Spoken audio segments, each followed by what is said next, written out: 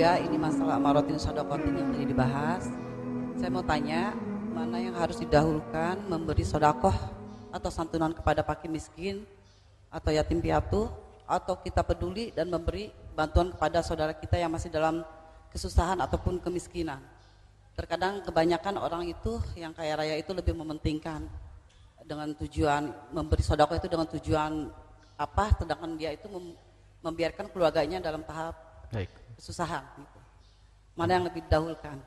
Assalamualaikum warahmatullahi wabarakatuh. Assalamualaikum warahmatullahi wabarakatuh. Ada yang bertanya sedekah antara sedekah dan menyantuni anak yatim. Sedekah itu menyantuni anak yatim juga sedekah. Berbuat baik kepada saudara juga sedekah. Barangkali yang ditanyakan prioritas, mana yang lebih kita dahulukan dalam sedekah? Semuanya adalah maknanya sedekah. Kalau kita nyantuni anak yatim namanya sedekah. Kita ngasih bibi kita sedekah. Kita bangun pondok sedekah. Sedekah itu berbuat baik. Dan sedekah wajib, sedekah sunnah. Sedekah wajib adalah zakat. Maka hukum wajib zakat adalah harus didahulukan dari yang lainnya. Jangan sampai Anda berkeinginan untuk membantu siapapun kecuali zakat sudah Anda bayar. Hati-hati. Sempurnakan zakat Anda dulu. Utang yang jatuh tempo bayari. Utang yang jatuh tempo. Tapi kalau utang bisnis dalam irama perdagangan itu adalah bukan jatuh tempo. Memang kalau orang berdagang biasanya biasa pinjam sana, pinjam barang, ngambil barang, itu adalah lain. Kemudian siapa yang harus kita dahulukan? Maka yang harus kita dahulukan adalah tanpa harus ada yang penting kita adil dulu. Tentunya yang paling didahulukan adalah orang yang paling dekat dengan kita. Apakah urusan nasab, urusan tempat? Urusan nasab misalnya, kalau bibi kita lapar, maka harus didahulukan. Ponakan kita, perlu kita dahulukan untuk kita bantu.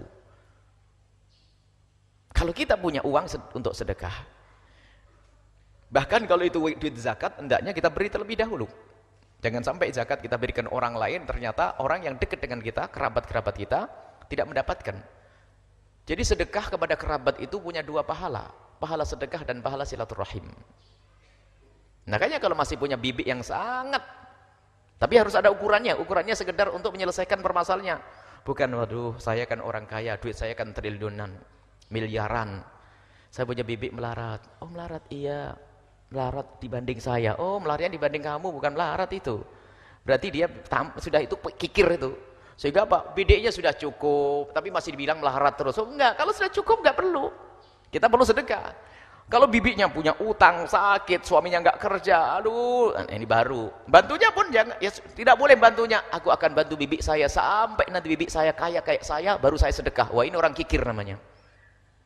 Nah ini bukan begitu. Bantu bibi, ponakan dan seterusnya. Dan Nabi pernah mengingatkan.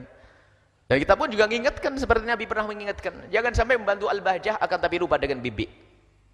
Jangan sampai bantu pada al-bahjah tapi lupa dengan ponakan. Kemudian ada lagi kesinambungan dalam kebaikan. Kalau Anda ingin membantu ponakan, bantuan dan sebagainya, jangan sekedar memberikan bantuan keuangan, tapi bantuan pendidikan. Kalau perlu, aku akan biayai kamu sekolah, tapi ingat sekolahnya yang benar, yang ada agamanya. Kalau tidak ada agamanya, nyuwun sewu, mohon maaf saya tidak akan bantu. Kenapa? Kenal Allah adalah penting. Jangan membantu orang yang sekolah tapi tidak ada agamanya. Sama sekali. Karena apa? Di luar sana lihat kejahatan luar biasa. Tidak sholat dan sebagainya. Rugi kalau Anda membantu orang sekolah tapi tidak ada agamanya.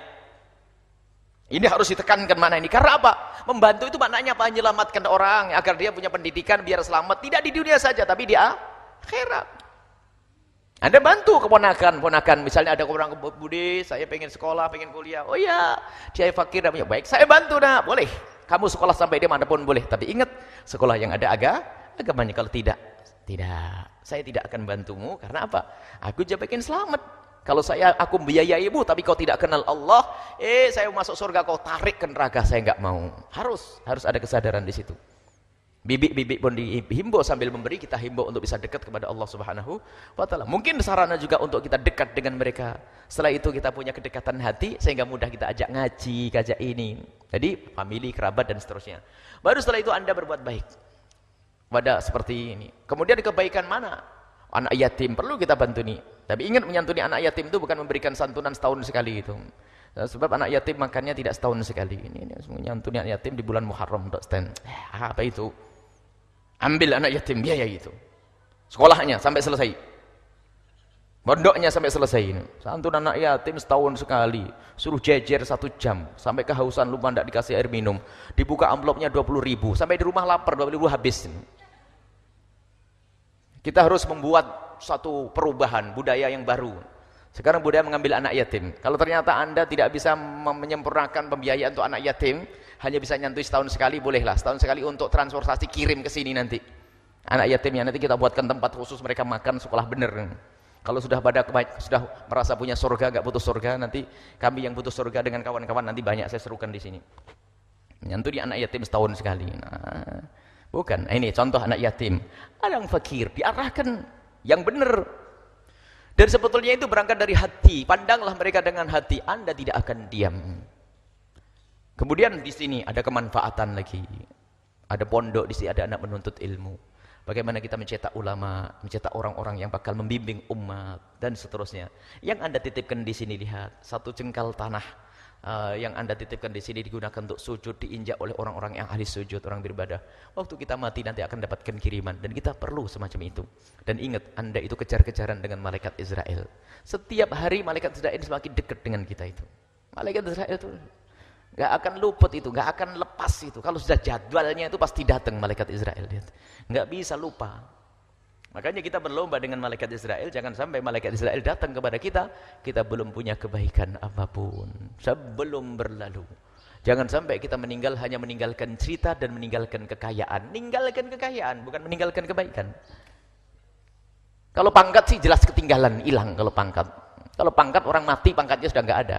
Biarpun Pak Presiden kalau mati ya mati mayat, bukan mayat presiden, nggak ada. Bupati juga. Tapi kalau kekayaan ini yang bermasalah. Kalau sudah mati, kekayaannya masih tertinggal. Tak tahu yang ngendes, ya Allah, seandainya itu aku titipkan di tempat yang baik, seandainya.